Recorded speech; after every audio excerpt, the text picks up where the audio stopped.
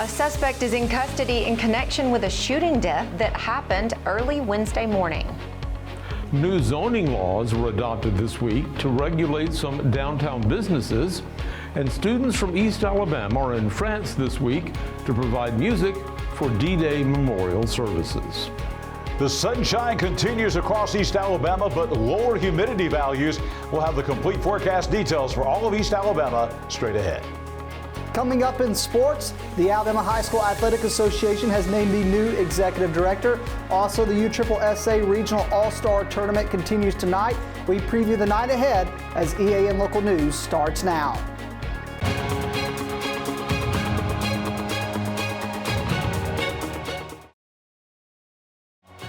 This segment of EAN Local News is brought to you by WM Grocery, located in Heflin, Wadowee, Roanoke, and in Piedmont. Hello, we're glad you could join us. I'm Katie Edwards. And I'm Mike Stedham. Anniston police say a suspect has turned himself in without incident and has been charged with a shooting that took the life of an Anniston man early Wednesday morning. Authorities say 30-year-old Kian Chapman of Talladega has been charged with the murder of 44-year-old Jonathan Carter of Anniston. Chapman surrendered around 1:30 this afternoon at the Anniston Police Department.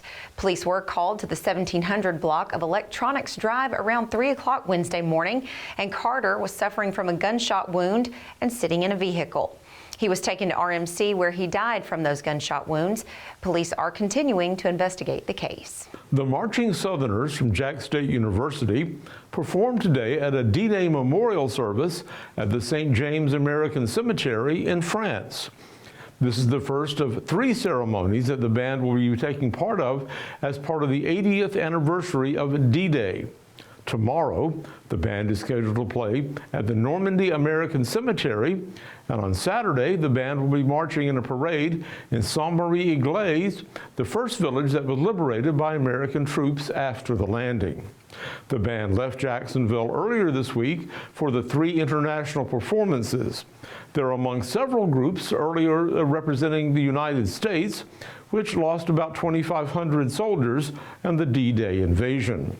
The attack was the start of Project Overlord, and that saw the Allied troops retake France and other countries from German soldiers and finally end the Second World War by marching into Berlin. When we come back, a new set of zoning guidelines has been adopted by one local city. Spring into freshness at WM. Celebrate the season with our bountiful selection of farm fresh produce. From juicy berries to crisp greens, taste the flavors of spring at WM. Visit us today and let the freshness bloom in every bite.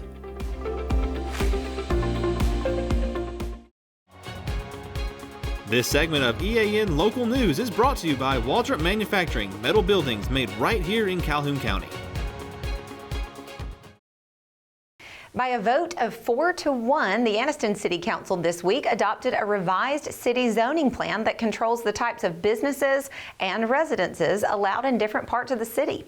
The document, which is about 120 pages long, covers all of Anniston, but most of the controversy over the new plan focused on the Central Business District and 3 specific types of businesses there. At various public hearings held by the council and the city zoning board, citizens brought up tattoo parlors, payday loan companies, and medical marijuana dispensaries, which face new regulations. Just before the council voted on the zoning plan, it amended the document to allow these businesses to operate in the core business district, but they will not be allowed to have storefronts on Noble Street. The compromise was accepted by all council members except for Ward 4 Councilwoman Millie Harris, who says she was voting against the ordinance because that was what her constituents wanted. Ward 1 Councilman Jay Jenkins reminded the public that the new ordinance is still a work in progress and may face further modifications. It is a living and breathing document. I fully expect that there are pieces that have slipped through the cracks that will reveal themselves once this document is implemented, and we do have the opportunity through a very specific process to amend that and to account for those glitches that may or may not be there.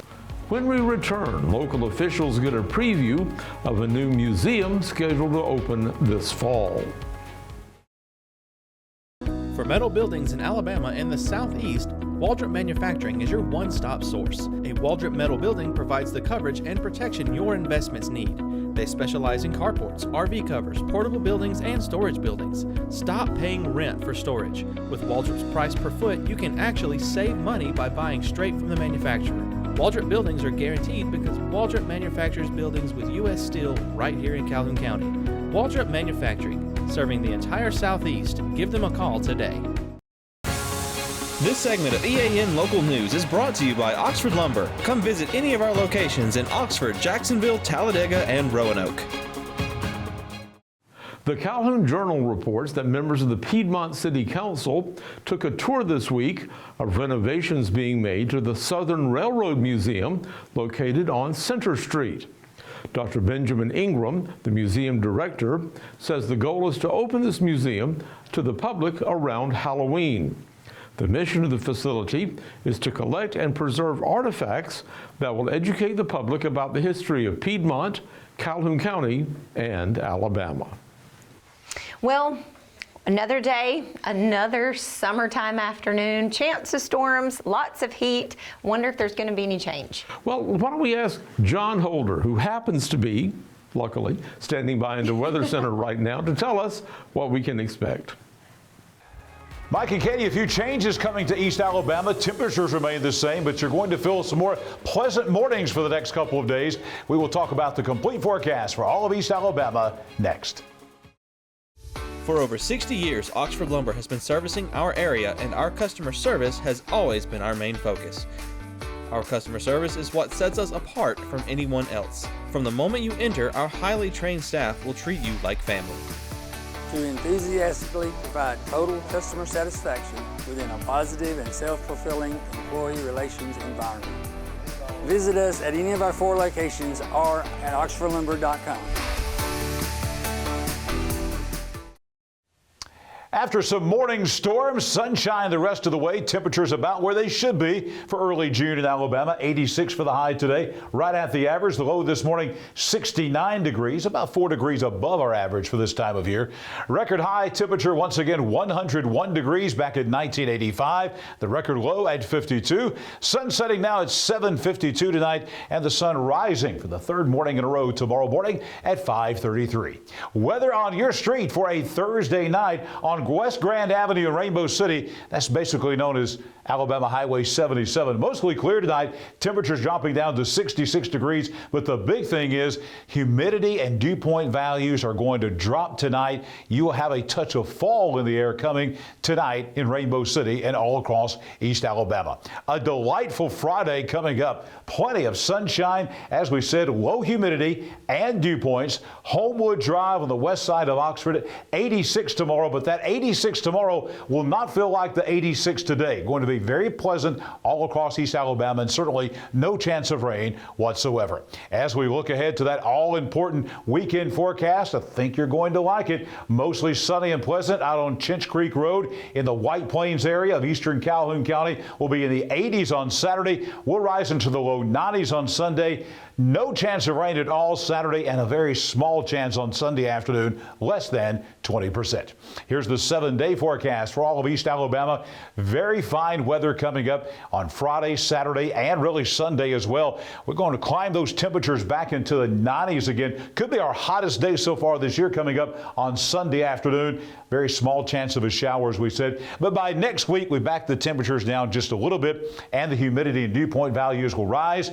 That means some moisture, and that means late afternoon, early evening, scattered showers and thunderstorms every day. Chance of any one location seeing a shower next week is about 30 to 40%. Highs will remain in the 80s, mid to upper 80s, nighttime lows, lower to mid 60s. That's pretty much June in Alabama. Let's take a look now at our next graphic, and we're going to talk about rip currents. We show you this graphic every summertime because it's Thursday. A lot of folks may be heading out for vacation, a weekend at the beach. If you're going to the Florida and Alabama Gulf Coast. Rip currents are a big deal here. A lot of folks die, unfortunately, because they get caught in the rip currents and they drown. So how do you get out of the rip current? How do you deal with that? Well, the rip currents are going out like this, and most folks want to swim back toward the shore.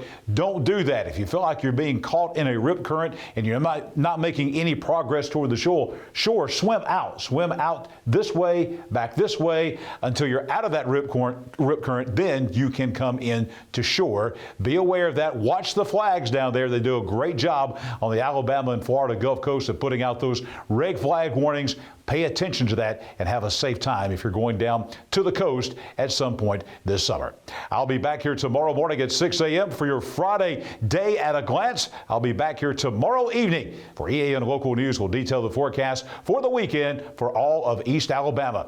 There is a new executive director for the Alabama High School Athletic Association, and he is from right here in East Alabama. Namath Pitts has the details right now in sports. Namath? Thanks, John. The Alabama High School Athletic Association held a special press conference this afternoon where the new AHSAA Executive Director was announced.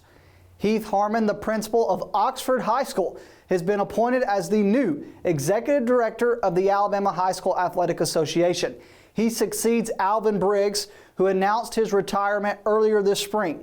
Harmon will be the 6th individual to hold the full-time executive director position at the AHSAA.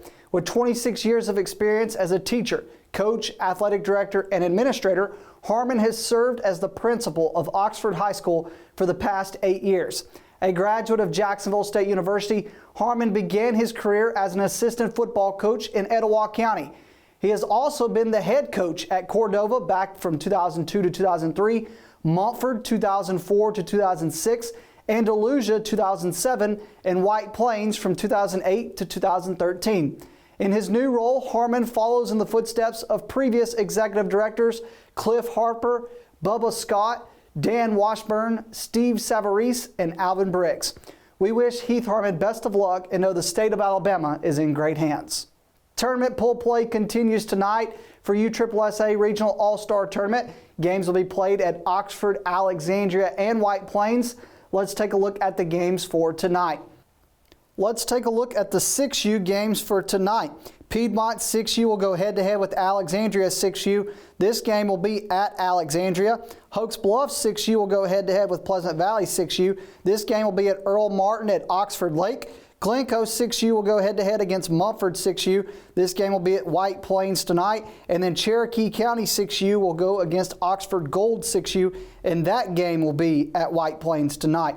Let's take a look at 7U. Looking at 7U tonight, there's only 2 games tonight in 7U, but the first game is Mumford. The Mumford Lions will be going head-to-head against Heflin. This game will be at Earl Martin at Oxford Lake. And the second game is Ramburn 7U versus Oxford Gold 7U, and this game will be at Earl Martin at Oxford Lake tonight. Let's move to Coach Pitch 8U. Tonight for 8U, Anniston 8U will go head-to-head against Cherokee County 8U. This game will be at Earl Martin at Oxford Lake. White Plains 8U, coached by Coach Johnson, will go head-to-head with Heflin. This 8U game will be at White Plains tonight. Glencoe 8U will face Hoax Bluff 8U. This game will be at White Plains tonight. And Jacksonville 8U will go head-to-head with Alexandria 8U, and this game will be at Alexandria. There's a couple more 8U games tonight, Oxford Gold and Pleasant Valley. This game will be at Earl Martin at Oxford Lake. Also tonight, Piedmont Blue will go head-to-head against Mumford. This game will be at Oxford's Earl Martin, which is Oxford Lake. And the White Plains 8U team, coached by Coach Cagle, will go head-to-head with Weaver, and that game will be at White Plains. Looking at 9U for tonight, Alexandria 9U will face off against Oxford Black 9U. This game will be at Alexandria. Alexandria will then face Oxford White. That game will be at Alexandria. And then Ramburn will face Oxford White, and that game will be at Alexandria. All 3 of these games will be at Alexandria tonight. All right, there's only one 10U game tonight. This is a makeup game from Tuesday night because of the rain, of course. This game had already started, but Pleasant Valley 10U versus Glencoe 10U, and this game will be at Alexandria. Looking at 12U tonight, most of these teams have not played Tuesday night. Some had offs, others did, but picking up full slate tonight for 12U, Alexandria, and of course, first of all, the first game we're going to talk about though is Piedmont and Pleasant Valley. That 12U game will be at Alexandria tonight. Then you've got Ranburne versus Oxford Black. That game will be at Earl Martin's Oxford Lakefield. And then you have Glencoe and Jacksonville. That game tonight will be at White Plains. The other three 12U games for tonight, Alexandria and Cherokee County. This 12U game will be at Alexandria. Multford and Anniston. This game will be at Earl Martin's Oxford Lakefield. And then White Plains and Walter Wellborn. And these two teams will play at White Plains tonight. And that is the USSSA games for tonight. Bracket play will start tomorrow. That's it for EA and local sports. Let's go back over to Mike and Katie. Thank you for that update, Namath, and we thank you for watching today. You can find us here every weeknight on Facebook and YouTube and on a variety of sites, including our own website. We can also be found in the Calhoun Journal and Newsbreak. Go to the platform of your choice and watch our news, sports, and weather coverage whenever it's convenient for you. And we will see you back here Friday for your news on your schedule.